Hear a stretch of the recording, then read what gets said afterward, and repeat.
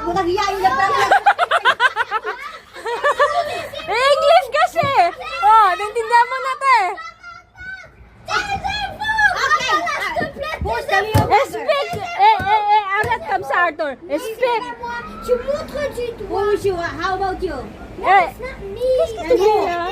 It's him. It's him. No, it's him. Because he done him. No, he just did this. Ayun. ano, naintindihan mo? Naintindihan mo? Kasi, matouching na daw niya to. Di siya dapat siya. Dito lang daw siya tinagit. Kaya hindi siya tag. Not touching. Yeah, this is not touching. Oh, naintindihan mo na. Oh, hindi ka na nasulit. Siyempre, siya magtag. Ang sabi niya, tug nga daw, damit lang daw nahawakan niya. Hindi Ay, katawan. ang hirap pag nag-argue ang mga friends, di mo maintindihan. Oh, nagtatalo na naman ang friends.